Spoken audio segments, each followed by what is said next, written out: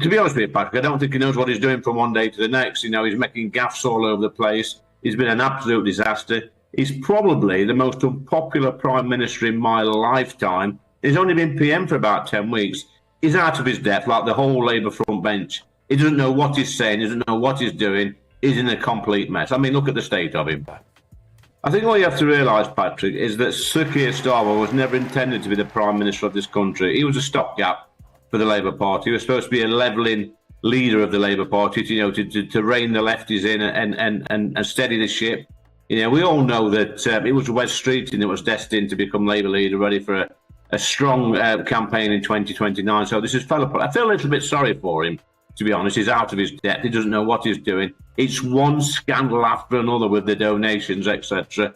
Completely out of touch with the country. Good day and welcome back to British Newsletter. What you are about to hear is nothing short of remarkable. Lee Anderson, the Reform UK MP who is known for speaking plainly, launched a fierce attack on Keir Starmer during a live television appearance with Patrick Christys. And the reaction has been dramatic. We are talking about a political moment that has triggered intense debate, with Labour figures pushed into rapid response mode and Westminster once again buzzing with argument. Anderson did not simply criticise the Prime Minister. He openly called for his resignation on national television, laying out his case in front of a live audience. Before we go any further, quick favor. Hit that subscribe button right now.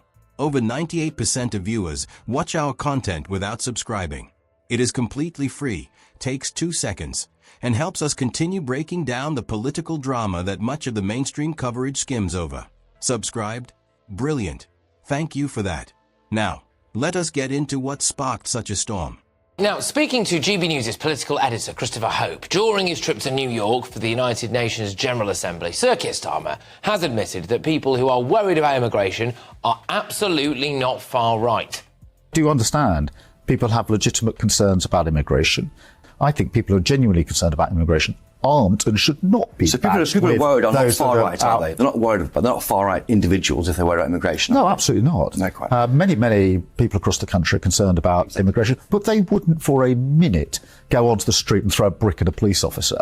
And I think it is wrong to pretend that they are one and the same. Yeah, I think he squirmed a bit there, to be honest with you. But that comes after Home Secretary Yvette Cooper yesterday stuck the boot into Nigel Farage's Reform Party and the Tories over the response to last month's riots. Been shocked by the response from some of those in political parties on the right who once claimed to care about law and order. After rioters attacked the police, they should have given full-throated backing to our brave officers.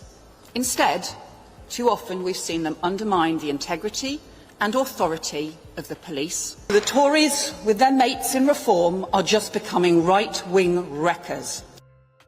Well, joined now by the former UK MP for Ashfield, it's Lee Anderson. Lee, thank you very, very much. What are your comments to the Home Secretary there, Yvette Cooper, who says that you're right-wing wreckers?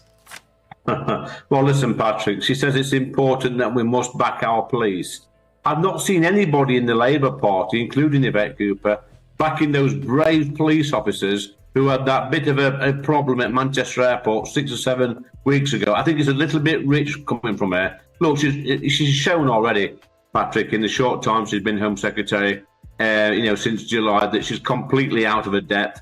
And if she thinks that, attacking Reform voters, and calling them out at every single opportunity as far-right racists, if she thinks that's going to win the 4.1 million Reform voters back to the Labour Party, then she's completely out of touch. Honestly, mate, I'm gobsmacked at this new government. Gobsmacked. Critics say Keir Starmer has faced repeated controversies, and during the interview, Lee Anderson pressed him hard on each one. The discussion quickly shifted to the early prison release scheme introduced to ease overcrowded prisons.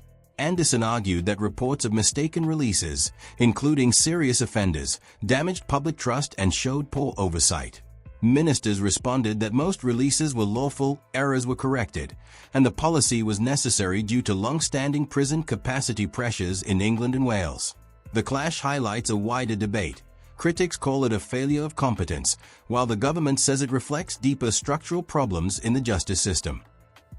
There appears to be a bit of a discrepancy here. So Keir Starmer has now finally come out and said, well, not everyone with a legitimate concern about immigration is far right. Do you think he really means that, or do you think he would just call anyone far right at the drop of a hat if he had half the chance? To be honest with you, Patrick, I don't think he knows what he's doing from one day to the next. You know, he's making gaffes all over the place. He's been an absolute disaster. He's probably the most unpopular Prime Minister in my lifetime. He's out of his depth, like the whole Labour front bench. He doesn't know what he's saying, he doesn't know what he's doing. He's in a complete mess. I mean, look at the state of him. I mean, yeah, look, I mean, release the sausages was probably a personal highlight, and I was quite annoyed I was off yesterday, to be honest, because I would have quite liked to have reacted to that. I couldn't quite make out exactly what he said at the time, but yeah, whatever it was, release the sausages. Not a particularly good thing. But do you think though, Lee, that when he's saying things like, "Look, okay, I now understand that everyone can have legitimate concerns about immigration, and we need to have a debate about that," then actually he's moved a bit there, that maybe he is now waking up to the idea that people do actually care about whether or not their local area changes forever? I think what you have to realise, Patrick, is that Sir Keir Starmer was never intended to be the Prime Minister of this country. He was a stopgap for the Labour Party. He was supposed to be a levelling leader of the Labour Party, to rein the lefties in and steady the ship. You know, we all know that it was Wes Streeting that was destined to become Labour leader, ready for a strong campaign in 2029. So this is fell apart. I feel a little bit sorry for him, to be honest. He's out of his depth. He doesn't know what he's doing. It's one scandal after another with the donations, etc. Completely out of touch with the country. You know what? He needs to go away somewhere and reflect upon his behaviour since he become the Prime Minister. It's interesting because, you know, I've seen now several quite prominent left-wing Twitter accounts. We're what are we, 82 days or something into this Labour government now? Yeah. And I am seeing them come out and say there's no way he lasts a full 5 years. Obviously, Keir Starmer will think that he's able to pull it around, no doubt. And certainly the Cabinet would rally around him. And Lee, I imagine as well, some people, Lee, would say, well, you know, he might not be destined to be Prime Minister, but I suppose if reform hadn't gone after the Tories, then maybe he wouldn't be. But I'm gonna whiz us on to dozens of prisoners being mistakenly released early from jail under the new emergency scheme to free up space. I mean, this is a complete shocker. According to the Daily Mirror, 37 prisoners who were jailed for breaching restraining orders were wrongly let out after their offences were logged under outdated legislation. And worryingly, 5 of those prisoners have not yet been returned to jail. I mean, I'm sorry, Lee, but I thought this Labour Party under Keir Starmer was forensic. Lee Anderson then escalated his criticism, calling not only for accountability from the Justice Secretary, but questioning the Prime Minister's leadership more broadly. He argued that responsibility ultimately sits at the top, and that if serious failures occur, the person in charge cannot simply distance themselves. During the exchange, Anderson also referenced reports about Keir Starmer's use of alternative accommodation during the pandemic, a claim that has circulated in parts of the media and online commentary. He suggested there were inconsistencies in the public explanations given at the time. However, it's important to separate political rhetoric from verified fact. There is no confirmed evidence that Keir Starmer unlawfully used an £18 million penthouse in breach of COVID regulations. Claims about luxury properties and rule-breaking have largely stemmed from political opponents and commentary rather than official findings. Throughout the pandemic, restrictions in England were subject to change over time, and exemptions existed in certain circumstances, including work-related needs. Like many public figures, Starmer's movements during that period were scrutinized heavily, but no formal determination has established wrongdoing in the way critics sometimes imply. What Anderson was doing in that interview was political framing, raising questions about consistency and perception. In politics, perception can be as powerful as proof. By tying questions of personal conduct to broader themes of trust and integrity, he aimed to shift the debate from policy disputes to credibility. Labour, for its part, has repeatedly rejected allegations of impropriety and maintains that its leadership complied with regulations in force at the time. The larger political reality is this: in today's media climate, accusations, even unproven ones, can gain traction quickly. Opposition figures often use interviews to amplify those doubts, while governing parties must respond carefully to avoid giving further oxygen to claims. In heated exchanges like this, the language can be dramatic. But separating verified information from political attack lines is crucial when assessing what actually happened and what remains a matter of partisan dispute. Well, listen, Patrick, it's not only sausages that Sir Keir Starmer wants releasing, it's also dangerous criminals from our prisoners as well. Look, this is not an accident that's being reported.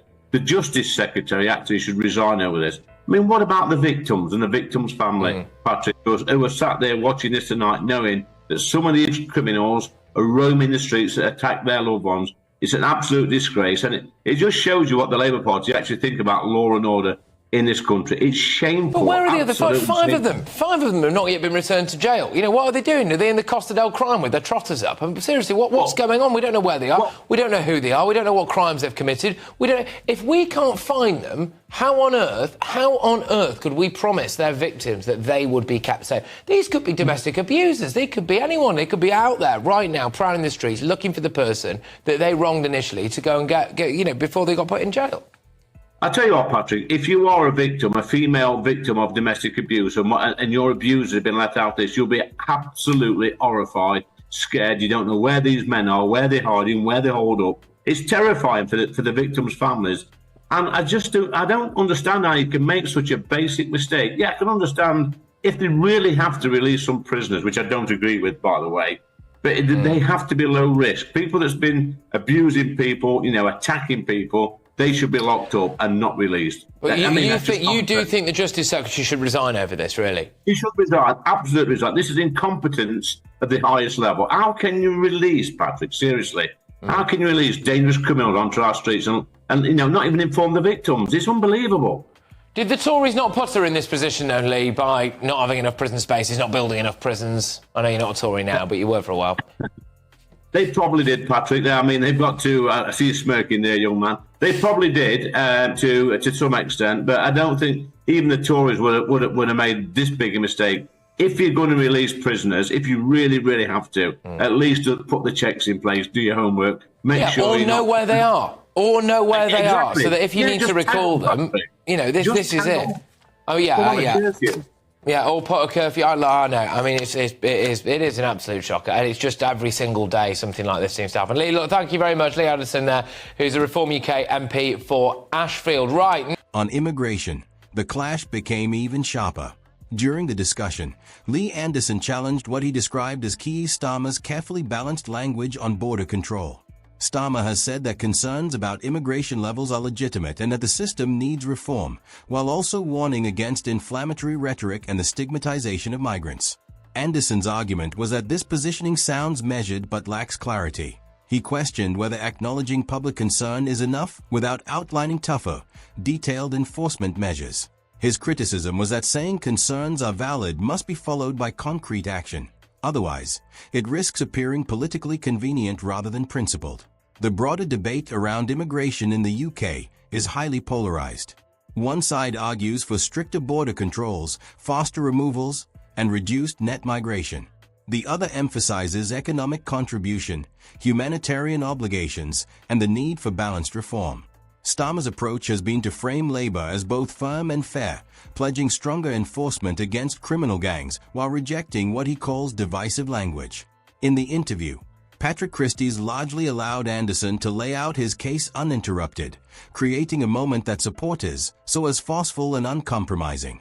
Critics, however, would argue that strong rhetoric does not automatically equal policy detail. It is also worth noting that claims about crime, immigration, and public safety are often politically charged. Government data on crime trends and migration flows are complex and frequently debated. Different parties interpret the same figures in very different ways. The call for resignation was clearly the headline moment. In British politics, such demands are dramatic but not unusual. Opposition MPs routinely call for senior figures to step down during periods of controversy. Whether those calls gain traction depends less on the volume of criticism and more on sustained evidence of failure or public opinion shifts. Social media reactions can amplify moments rapidly, creating the impression of overwhelming momentum. However, online engagement does not always translate directly into broader electoral impact. What this episode ultimately highlights is the current tone of UK political discourse: sharper, more personalized, and increasingly played out through viral clips rather than parliamentary debate alone. Anderson delivered a combative performance. Labour will frame it as political theatre. Voters will decide which interpretation carries more weight. Now, the question is this. Is Sir Keir Starmer, our Prime Minister, a liar? There appears to be something very murky about his use of Lord Ali's £18 million penthouse. Today it's alleged that Keir Starmer used that penthouse to record a video during the COVID pandemic. There he is with that family picture. You can see it in the background there just before behind him. Well, it seems that that video was actually shot in Lord Ali's penthouse. So here is a little snippet of that video. Getting jabbed, wearing masks, and working from home if we can really will help prevent infections and help prevent the NHS being overwhelmed. Well, why wasn't he working from home then? Unless, of course, he was. Was Keir Starmer living at Lord Ali's house during the pandemic? Is that why there are family photographs there? Or are they just a prop to make it seem like that is his home? I mean, there are two serious questions for Sir Keir here, aren't there? There appears to be no record on the Register of Financial Interest when it comes to using Lord Ali's penthouse on or around the 13th of December, when that video was released. Should he have declared that? The second issue is, did he break COVID rules? 5 days before that video was released, the government announced that England would be put under Plan B rules. Now, that means that everyone who could was meant to work from home. Does that include working from someone else's home?